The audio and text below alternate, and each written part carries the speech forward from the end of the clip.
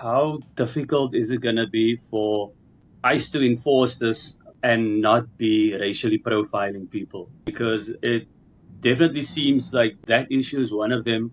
And then on the other hand, it might be American citizens that they are locking up and trying to get behind bars and in these concentration camps. How do they manage that? And am I right in saying there was a decision made in your Supreme Court that said by law they can do that?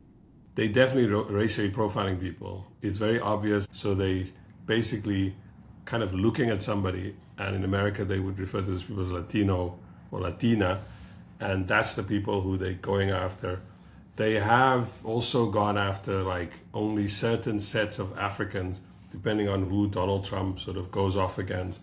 So he's gone off against Somalis. Again, they're racially profiling certain people as unworthy migrants, unworthy refugees. And there are other groups here from parts of Eastern Europe, parts of Western Europe, who have also histories of as refugees or being undocumented, but it doesn't look like there is a concerted attempt to go after those groups. So there's definitely forms of racial profiling.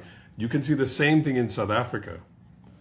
South Africa have European migrants who come to South Africa, economic migrants. There's now this category of digital migrant, this person who can work from like remotely, and so they go live in South Africa, particularly in Cape Town apparently, where they can live for cheap. It seems like there's no effort to go after those people, but strangely in South Africa, a black majority country, there is a focus on also racially profiling immigrants from other African countries. So you will notice that with the school incident, when kids went back to school in Durban, a predominantly black school, and then singling out other African migrants from other African countries, or people who had lived in South Africa for, I think in one case I saw a news report, a guy said, hey, I've been living here since 98, why am I being targeted? These policies always end up being about racially profiling people. And you can clearly see this in ICE's behavior.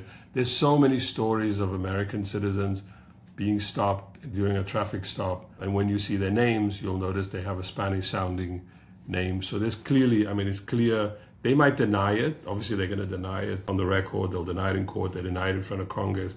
But it's very clear like who they're going after, because all the rhetoric on whether it's Fox News or podcasts or various other kind of right-wing media is to talk about this invasion from Latin America. And there's always been a schizophrenia in North America about people from south of the border.